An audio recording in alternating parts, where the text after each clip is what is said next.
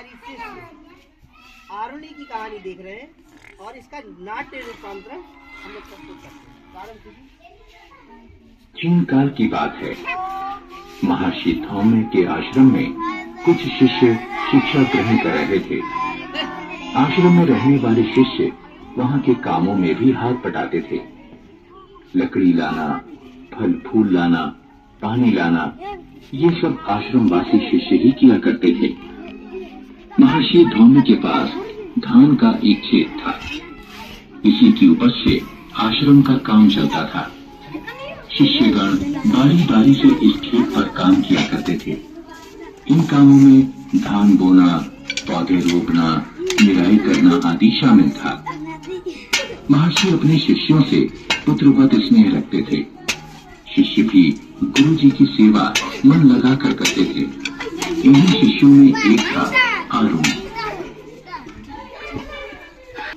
महर्षि को चिंता हुई कि कई बार खेत पर जाने को कहा।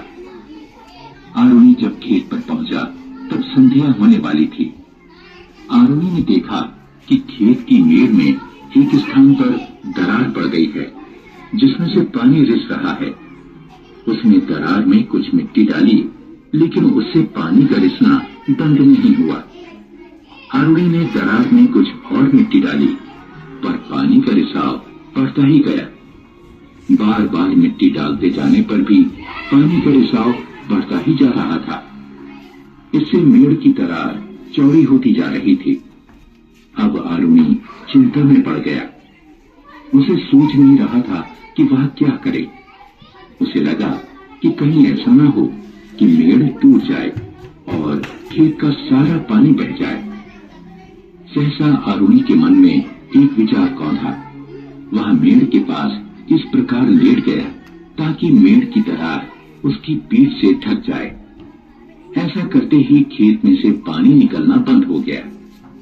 आरुणि भीग तो चुका ही था, पानी में पड़े पड़े ठंड के मारे उसके दांत किटकिटाने लगे। रात हो गई, वर्षा भी थम गई, लेकिन आरुणि मेड़ के किनारे ही लेटा रहा। इधर आश्रम में सबको चिंता होने लगी कि वह अभी तक क्यों नहीं लौटा। महर्षि व्याकुल हो उठे। वे अपने 4-5 शिष्यों के साथ खेत की ओर चल पड़े। वहां पहुंचने पर उन्होंने देखा कि वहां पानी भरा हुआ था, लेकिन उन्हें आरुणि कहीं दिखाई नहीं पड़ा। कारण चारों ओर अंधेरा था। इससे महर्षि को और भी चिंता हुई। उन्होंने ऊंची आवाज लगाई, आरुणि बेटा, आरुणि। आरुणि ने गुरुजी की आवाज पहचान ली। ठंड के मारे वह बोल नहीं पा रहा था, फिर भी वह कठिनाई से बोल सका,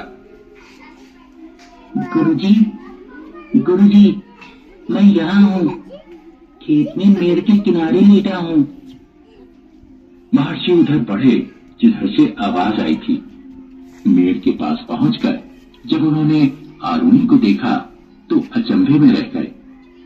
महर्षि ने उसे उठाया और अपने सीने से लगा लिया। उनकी आंखों से आंसू बहने लगे। उनके मुंह से बोल नहीं निकल पा रहे थे।